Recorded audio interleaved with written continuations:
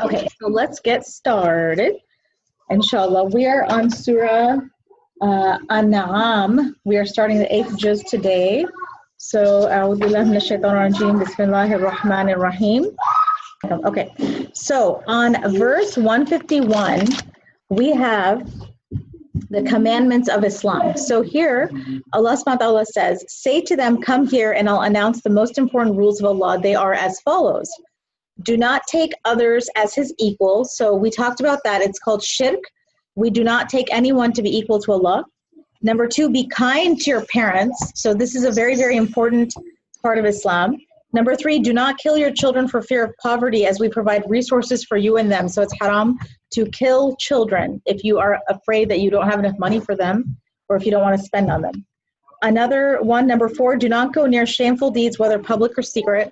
So shameful deeds are things like those things that you're supposed to do in marriage. Do not do those outside of marriage. Number 5, do not take a life which Allah has made sacred. That means do not murder anybody except for a just cause under the law, and that's his command, so you can reflect.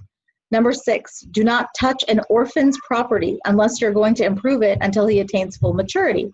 So an orphan, we talked about this before, it's very, very important that we respect the property of orphans, because orphans do not have anyone to look out for them. We have, the normal child has both their parents always looking out for them. So even when they don't have to keep up with their finances and their house and their health care, somebody's always there thinking about it. But for an orphan, there's nobody. And so if somebody takes something from an orphan, there's nobody to put anything back for them. And that's why it's very, very wrong to take anything from an orphan. Another one that's extremely important is to measure properly. Measure properly. And we're going to talk about this when we talk about Prophet Shu'aib in a few pages. Measuring properly is a very big deal in Islam because we're supposed to be fair, honest, just people. So we do not measure in the wrong way, okay? And so let's say you're in a store and somebody pays you for 1 pound of flour or sugar.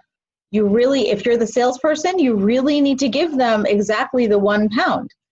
You don't give them less, or you don't put something else mixed in with it, because those would be very dishonest. That would be considered haram in Islam. So one of the 10 commandments is to measure properly. Also, Allah tells us, and balance justly. We do not burden any soul beyond what it can bear. The next one, when you speak, stand out for justice, even if it concerns a close relative. So we are supposed to speak justly, even if it's a relative. Why does Allah say that? Because a lot of times people want to favor people who are their friends and relatives, because they kind of want to be like on the same team. They don't want to make them look bad, because sometimes the relative is favoring them. Okay, and so they don't want to make a problem with that person by facing them and telling them that they're wrong. But in Islam, you have to be fair. Okay, so if it's your own relatives that's doing wrong, you still have to tell the truth. And the other person is getting hurt, you still have to tell the truth. Okay, so it says, when you speak, stand up for justice, even if it's a close relative. Also, and fulfill the covenant of Allah by struggling for his cause. Okay, so we have to fulfill the covenant, which means this contract of belief that we have with Allah. Okay, whenever Allah says covenant, that means that when we say that we believe, we have to obey the commandments of Allah with our actions. That's the covenant. Okay, so saying that we believe in Allah goes with acting in compliance with Allah's commands. So here it says, this is what he has commanded of you, so you can take heed. This is my straight path, so follow it. Don't follow other paths, for they'll only divert you from this path. So that's a pretty important verse, because it really goes over some of the main teachings that we have in our religion. We're going to go to the next surah called Al-A'raf. The meaning of Al-A'raf is the heights. Okay, so this is the 7th surah, which is also a Makki surah. And towards the beginning, Allah subhanahu wa ta'ala tells us about the story of Iblis, or Shaitan. Okay, it says, and so it was, we settled you on the earth, and we provided for you the resources that you need to survive, yet how little thanks ye give. And so it was that we created you and gave you shape. We then ordered the angels to bow down to your original ancestor Adam, and they all bowed down except a jinn named Iblis, who didn't bow at all. Allah said to him, what's preventing you from bowing down when I've commanded it? So in the beginning, when Allah created human beings and angels and jinn, Allah commanded the angels to bow down to Adam. So a jinn named Iblis refused, right? We know this story because we went over it before. So then Allah asked, what is it that's preventing you? So this is something we need to pay attention to see what it was. And this is what Iblis said. Iblis said, I'm better than he is. For you made me from fire while you made him from clay. There's a lot of different names we can put on this. We can say arrogance, we can say pride, we can say disbelief. There's so many things here in this package of why Iblis refused to bow down, but those are all of the above true. So then Allah said, get down and away from here, Allah ordered.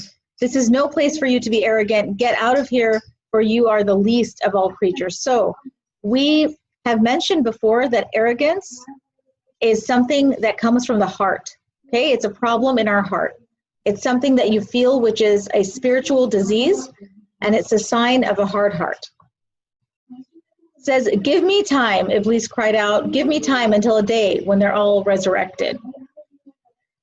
You shall have your time, Allah answered. Then Iblis said, and since it was you who made me slip up, I'll lie in wait for them on your straight path. I'll assail them from their front and from their back and from their right and from their left. And in the end, you'll see that most of them are thankless towards you. So what is Allah subhanahu wa ta'ala, not Allah, the Iblis is saying, I'll assail them from front, back, right, and left. So this is the very bad threat and promise that Iblis is giving to the people. He's saying that I'm going to get human beings from all around them. So anything on front of you, anything behind you, on the side of you. So what's on front of you? It could be your computer screen, it could be your phone, it could be the books, it could be the people around you, your society. Iblis is going to try to get us from all sides, okay? And so just give me 1 second, please.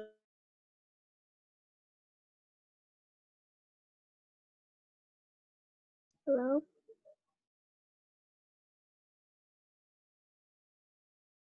Is she there?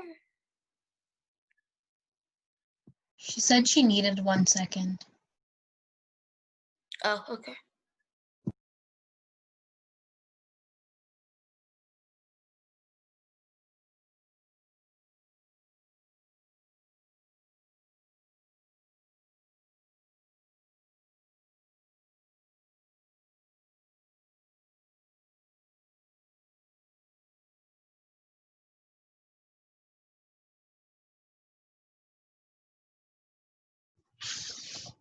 Okay, so this is the problem that's in Iblis, and so we have to make sure that we don't have the same problem within ourselves. It says in verses 33, then say to them, my Lord has forbidden all shameful deeds, whether done in open or secret. And he's forbidden sinfulness, flagrant injustice, and joining partners with Allah, for he is sent down no authority and sayings about Allah which you know nothing. So in that verse, what I want us to note is shameful deeds, you cannot do them in open or private, okay? If you are just living your life to please society, then what happens? If you're not a believer, if all you're doing is trying to make people happy and be socially acceptable, then what you might do is just do good on front of people, and then when nobody's looking, you're okay with doing sins and doing bad because nobody will know. But Allah says no. If you're a believer, it doesn't matter if you're in public or private, you cannot do the wrong thing. And so this is a very important quality of having taqwa and being a believer. Okay, let's go on to verses 55. This is also some characteristics of the Muslims. It says, this is about how you should call upon your Lord. Allah says, call upon your Lord in public with heartfelt pleading, and also call upon him when you're alone. But in both cases, do it in a dignified manner, for Allah has no love for those who are unruly in their supplications. So when we are sincere to Allah, we have to ask everything from him, okay? We have to ask what we want from our heart to Allah. And Allah says, you have to feel it in your heart. It's a heartfelt pleading, and you ask him whether you're in public or private. Okay, so it's not like, oh, we only ask Allah secretly in private, but in public we act like we don't need him. No. And it's also not something we do only in public to show people, but in private we don't care. No, it's everywhere. Private, public, you call upon Allah with heartfelt pleading. And Allah says, do not create disorder in the land after it's been made right. Call upon him with fear and longing. For Allah's mercy is near those who do good. So Allah is telling us exactly how to call on him. So in the past, we talked about like somebody who gives us a test, like a teacher. And if they give us the exact answer key or the instructions, then we should really be happy and take that answer key, because they're giving us the exact answers to what we need to know. Here, Allah is telling us exactly what we need to know, which is that we need to have fear in our heart and longing. So when we ask Allah for something, we know he has the power to withhold it or give it to us quickly or give it to us late or not give it to us at all. So we're fearful of Allah, and we also have longing. Longing means that we really want that in our heart. So a believer has a very alive heart. Okay, it says he's the one who sends the winds like the heralds of good news ahead of his mercy. When the winds have heaped together the moisture-laden clouds, we push them to barren lands and cause water to fall upon it. So you remember it was raining yesterday. Who sent all of that rain? It's Allah. Allah says he's the one who sends the winds and the heralds of good news, right? It says, then we use it to grow every kind of lush vegetation. Now that is also how we're going to raise you from the dead, so perhaps you may remember it. So the same way Allah can take a tree that is dead and turn it back to life. Like after winter, the trees, which are, they become like just sticks. After the winter, when it's springtime, they become alive again. Allah is saying in the same way, he will turn us back to life. Okay, so we are going to die, but Allah will bring us back to life. The next section of the surah talks about different prophets and the people that they came to. Okay, so different prophets and the people that they came to. The first prophet, the first prophet is Prophet Noah, alayhi salam. And it says that we sent Noah to his people, and he said, my people serve Allah. You have no other God than him. I fear for you the punishment of an awful day. The leading men of his people answered him, saying, we see that you clearly mistaken. My people, he replied, I'm not mistaken. Rather, I'm a messenger from the Lord of all the worlds. I'm expressing the message of my Lord and advising you, for I know things from Allah that you don't. Is it so strange for you that a message has come to you from your Lord carried by a man among your own people as a warning?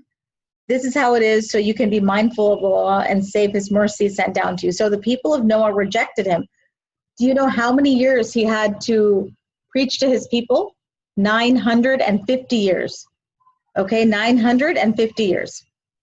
And then we have the people of Ad, which is the next people that Allah tells us in this surah. It says, we sent to the people of Ad their brother Hud. So Hud alayhi salam is another prophet. And he said, my people serve Allah. You have no other God than him. So won't you be mindful? The leaders of the faithless among his people answered him, saying, we see that you are naive and we think you're a liar. My people, he said, I'm not naive. Rather, I'm a messenger from the Lord of the worlds. I'm only expressing the message of my Lord. So here basically is two stories we have. The people of Noah reject him, and the people of Ad reject Prophet Hud. And then we have the people of Thamud. So the people of Thamud had Prophet Saleh, and they also had a test, which is that they had a camel, a very, very large camel that lived in the, it was like canyons. If you ever heard about Petra, if you've ever heard about those desert-like canyons, that's where the camel was. And so Allah says, we sent the people of Thamud, their brother Saleh, and he said, my people serve Allah, you have no other God than him. Clear evidence has come to you from their Lord. So here, the people of Saleh, which are also called the Thamud people, they killed this camel, which is in disobedience to Allah. So they were punished as well. And then we have a couple of other stories where the people disobeyed their prophet. So the next prophet was Prophet Lut, alayhi salam. This is in verses 80 and 81. So the people of Lut rejected him, And what they did, so Allah said, are you engaging in the shameful and perverted act, a practice unlike anything other than the people ever did in the entire world? You're using other men instead of women for your passions. No way, you're a people who've gone out of control. So the sin of the people of Lut is that whatever takes place in marriage between a husband and wife, they were doing that between man and man, okay? And this is very, very haram and wrong. And so they were destroyed. They were destroyed by Allah. The next prophet is the people of Shu'aib, okay? The people of Madian. So here, to the people of Madian, we sent their brother Shu'aib, who said, my people serve Allah, you have no other God than him. And so this is what happened. Allah said, so measure and balance honestly in your trading activities and don't withhold from people what they're owed. Their very big wrong is that they used to do what? They used to measure wrongly. So let's say we mentioned this at the beginning of today. What they would do is if they were in a market, the salesperson charges for 5 pounds of sugar. So the person pays for 5 pounds of sugar, but you know what the salesperson did? He would put some stones and rocks at the bottom of the bag. That way he's only giving like 3 pounds of sugar and there would be stones. And so what was happening is that they were shortchanging people. And so this is a very, very big sin. We cannot take that easily. That's a very serious sin that you have to measure and balance honestly. And that was what they did wrongly. And so Allah punished them. Okay? And so I think those are all of the stories that I wanted to go over in this juz. We have the Kahoot game next, inshallah, and I'm pretty sure that I went through all of the questions that are on Kahoot. So those of you who are able to get on Kahoot, please get on Kahoot. Let me share my screen.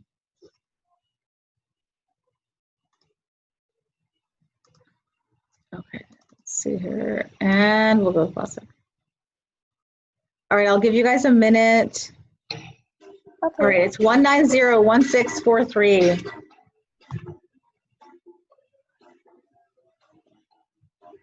Just a second, please. Three players.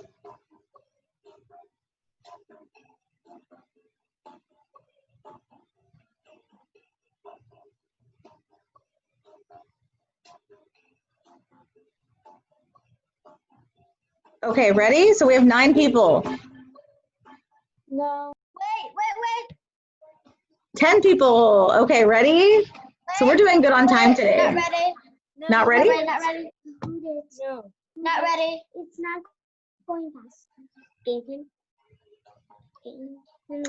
So another thing that I wanted to tell you is that after 10 juz, I would like to do a bonus Kahoot that includes like all 10 juz after the 10th juz. So that way we have like, and I'll have some special prizes just for that one, okay? Okay, I think we're ready, so I'm gonna start. Wait. No. Ah, no? B, please. All right, guys. Number 1, true or false? No, not true or false. In Surah Al-An'am, Allah tells us to what?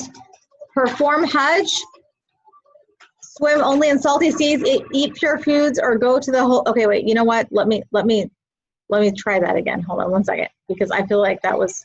Hold on. Let me try that again. 1 second, please, because I think that went too quickly. Okay. Miss Mona, So yeah, let me try that one more time. We have to get back on the thing.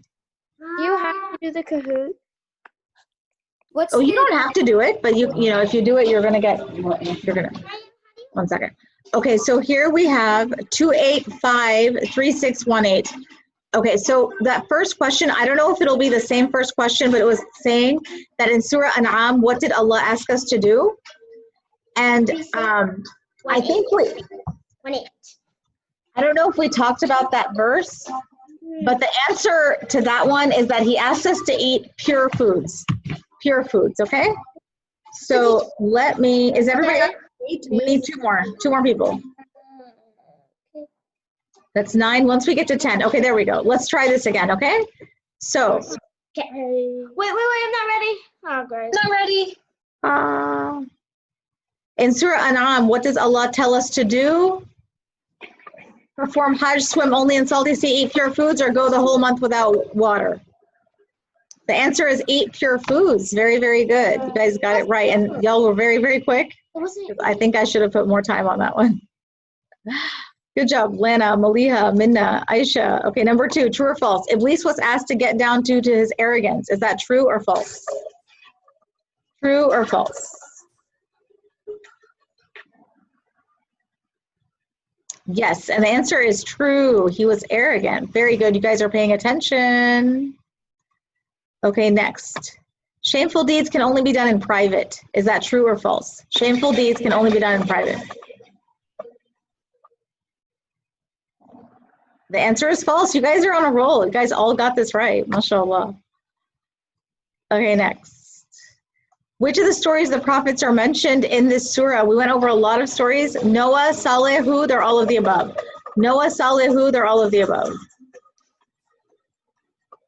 All of the above. Excellent. MashaAllah. Lana, Aisha, Minna. Y'all are doing great. MashaAllah. Next, we have the people of Shu'aib committed which crime?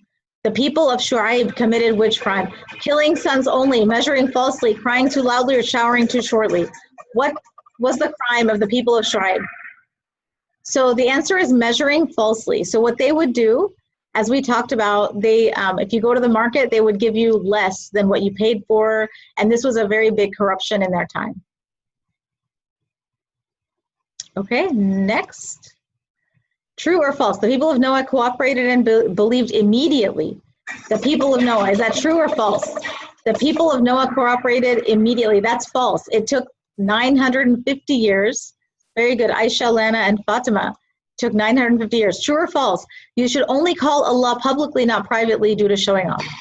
You should only call on Allah publicly, not privately. We talked about this, and the answer is false. Very, very good. Excellent. And which people killed the camel against Allah's command? Which people killed the camel against Allah's command? Noah, Lut, Ad, or Saleh? Noah, Lut, Ad, or Saleh? Exactly. The answer is Saleh. Saleh was the name of the prophet. Let's see who got 3rd place today. Mariam B. Excellent. Good job. Number 2, Fatima. And number 1. We got everyone. Aisha, Sayed, you guys did great. MashaAllah, you guys did amazing. Okay, excellent. Thank you. So this is what I want to tell you is that I had that form yesterday that I shared with you. If you could make sure, let me see if I can share, new share. Let's go back to my own screen. Stop share, pause share, stop share. Yes, if we go and fill out that form, I will be able to know who won so that I can get y'all prizes. And I've already been discussing what good prizes are with my daughter. So if you hold on, well, actually it's 4:30, but if you hold on for 1 minute, I'll try to get you that link again. Let me see, here we go. This link right here, Bismillah. Where is it? No. Down. Okay, here's the attendance and Kahoot link. So I'm copying and I'm pasting it into Zoom, into the chat. So if you can please just go into that document that I just posted and put in your name. So if you won something, put in your name. If you attended today, put in your name. And that way, you don't have to if you don't want to, but you know, I was gonna get some prizes for y'all, inshallah. So that is everything. Yes. Wait, did you? Miss Mona, I don't see the link. Yeah, I don't see it. Well, you don't see the link. Okay, so there's a chat and it says Zoom group chat. So if you look in the chat, which looks like, let's see, how do I show you the chat box? So do you see the bottom of your screen where it says chat? Yes. We're Okay, in the chat. you're in the chat. Okay, let me post it again. Bismillah. Yeah. Okay, it says from me to everyone. Oh, okay, to everyone in the waiting room? No. I mean everyone. So send the chat to who? Everyone in the meeting. That's why. It was actually going to everyone in the waiting room, but now you should see it. This is the 3rd time I said it. Okay. Just open that link or copy and paste it into the browser, and then just all you do is fill it out. It'll take you like 10 seconds, and then that way I'll know. I'll have your name. I think I already did that. I think I already did that form. Yes, maybe you did. This one has it for 3 days, so it's like yesterday, today, and tomorrow. So today is Wednesday, and we're meeting again on Thursday, inshallah. So that's it. And so we still have until tomorrow for that challenge, whoever wants to do the challenge. And also after 10 juz, I'm going to do a bonus Kahoot that includes all 10 juz. And for that, I'm going to have a separate prize. Okay, a totally separate prize. So if y'all want to, we can do that sometime after the 10th juz. Okay, so let's go ahead and close off right now with a dua. I want to thank all of you for attending and hanging in there. May Allah reward you. Subhanak Allahumma wa bihamdik. Ashhadu an la ilaha illa ant astaghfiruka wa atubu ilayk. Wal asr innal insana lafi khusr illa alladhina amanu wa amilu salihat wa tawasaw bil haqqi wa tawasaw bis sabr. Oh Allah, please reward all of these girls for coming together and remembering you and learning of your holy book, and accept them into Jannah, inshallah. Ameen. Assalamu alaikum wa rahmatullahi wa barakatuh.